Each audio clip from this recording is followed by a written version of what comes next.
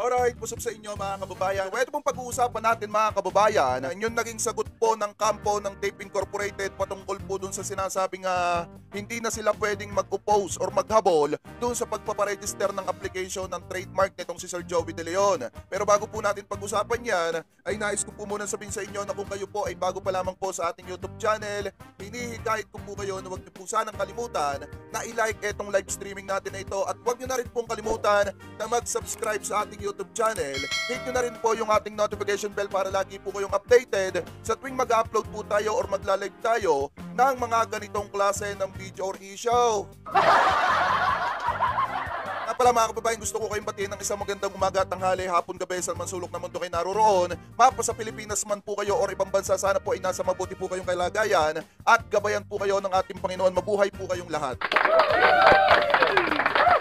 So anyway mga kababayan, punta naman po tayo dito daw po sa sa sagot ng tape ng kampo ng Tape Incorporated. Dito daw po sa pag-oppose or sa pagbasura or pinababasura yung kanilang oppose mga kababayan dun sa trademark na Itbulaga. So ngayon, eto po yun. Sabi dito, tape tagilid nga ba sa Itbulaga trademark? Ito po ay galing sa Word Listed mga kababayan. Yan po yung source natin. Sabi dito, eto, yan.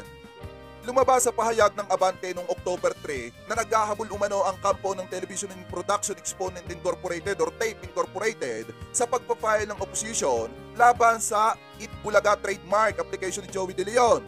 Sabi pa dito mga kababayan, nakasaad sa artikel ng naturang pahayag na posible umanong mabasura ang opposition dahil sa tapos na raw ang paghahain ng opposition.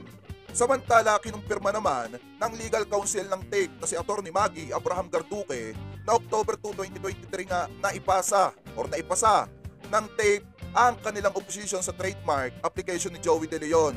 So ngayon mga kababayan, aminado naman sila na October 2 sila nakapagpasa po ng kanilang opposition para harangin yung aplikasyon nitong si Sir Joey De Leon. So sabi dito, nilinaw ng abogado ng Tape Incorporated. Excuse me po. Sabi po dito, nilinaw ng abogado na October 1 ang huling araw para sa paghahain ng opposition, pero dahil pumatak nga raw ng linggo ang date ng October 1 mga kababayan ay October 2 na lamang daw po nila ito ipinasa dahil nga pumatak daw po yun ng Monday. So alam nyo ba mga kababayan, napakasimple lang naman ang sagot natin dyan. Napakasimple lamang po ng sasabihin natin dyan. Sabi ko nga po sa inyo mga kababayan, napakahaba ng 30 days na ibinigay sa kanilang palugit. Bakit pahihintay nila na umabot hanggang October 1 tapos alam naman nila na ang papatakan ng October 1 mga kababayan ay Sabado, ay Linggo. Mga kababayan, automatic wala po talagang piskalya noon. Kasi mga kababayan, yung 30 days napakahaba na po noon. Kung talagang alam mong sa'yo yung trademark na ipinaglalaban mo at balak mong harangin yung aplikasyon nung isa na gustong manggaya ng pangalan ng show mo, dapat maagap ka at maaga ka. Hindi mo nahihintayin pa na matapos yung ibinigay na araw at palugit sa'yo bago ka gumawa ng aksyon. Di ba mga kababayan, kung bibigyan kayo ng 30 days para makapagpasa ng aplikasyon ninyo, sa tingin nyo ba paaabutin nyo pa hanggang last day ng ibinigay sa inyo na palugit? Syempre hindi, magiging maagap kayo. Kung alam mo nga na sa iyo yan, baka October, pagpalagay natin baka September 2, September 3, September 15 or 10 mga kababayan, o pagpalagay natin September 16 yung pinakamahaba, baka naipasa mo na. Kasi nga natatakot ka na maagapan agad ng kalaban mo yung aplikasyon mo, makontra agad. Siyempre, agapan mo din yun sa'yo. Ang ginawa kasi nila mga kababayan, hinintay pa nila yung last day. Yung last day ng palugit na ibinigay po sa kanila. Alam naman nila na papatak ng linggo yun.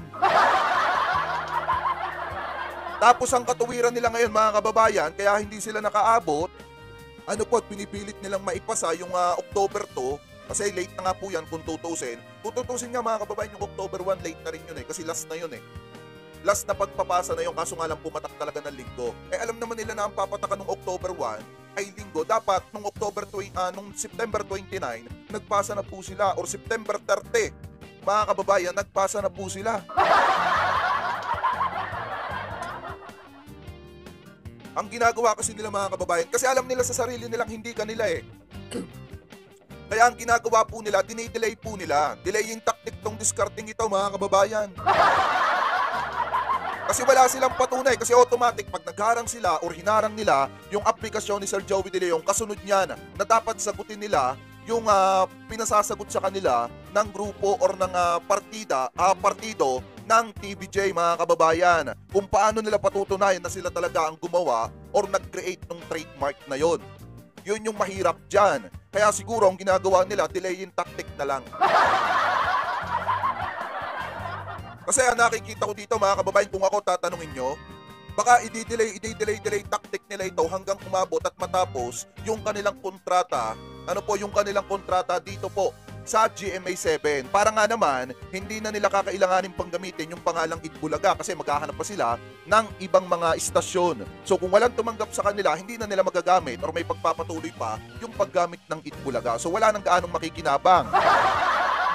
Kaya ang ginagawa nila, dinidelay po nila. Kasi sabi dito, eto pa, this is the publication date of Joey De Leon's trademark application of Itbulaga as per the IPO website and official Gazette, September 1. Sabi pa dito, so due date for the filing is October 1. Since October 1 falls on Sunday, then the due date is on October 2, 2023. Automatic, papatak ng Lunes yun.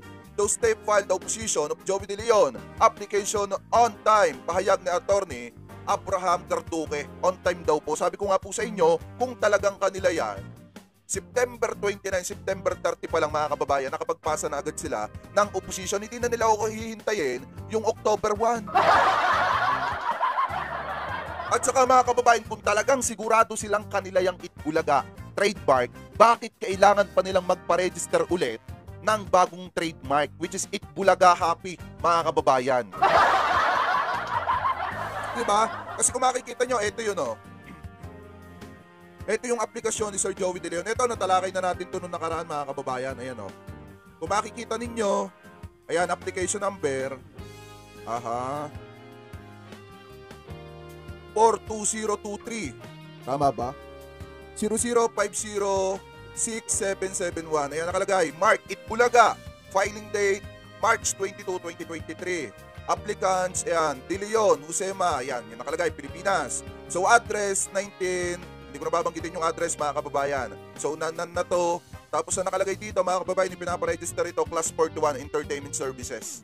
Yan po yan. Yan po yung aplikasyon ni Sir Joey De Leon na pinipilit po nila na harangin po mga kababayan. Pero may aplikasyon din po na ipinasa itong Tape Incorporated sa iPo Philippines mga kababayan noong August 30, 2023 mga kababayan, which is ang pangalan naman nun, Itbulaga Happy. Pero kung sigurado sila na kanila, ito kasi ang tanong natin dyan kung alam nila na kanila yung Itbulaga, bakit kailangan pa nila magpa-register ng Itbulaga Happy?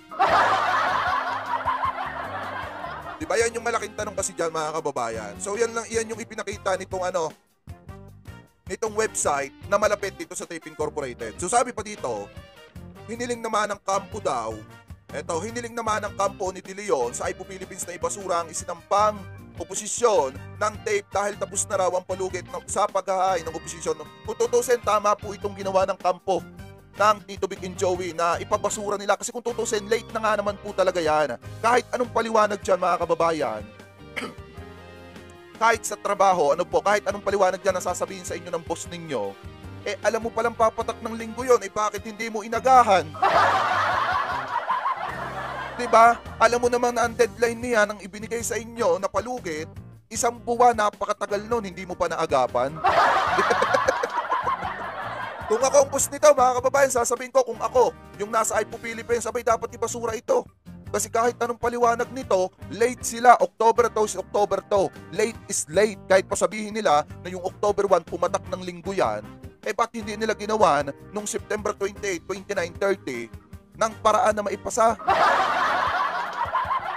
Hindi naman po siguro mahirap na gumawa mga kababayan ng opposition at magpasa ng opposition sa loob ng 1 buwan. Ano yan? 1 buwan yung pinag-isipan kung anong gagawin ninyo para harangin? Naku po, kung akong abogado nitong Tape Incorporated, October to pa lang, September to pa lang, naipasa ko na yan. Kung ako lang yung abogado ha, pero hindi ako abogado vlogger ako. At saka ang mahirap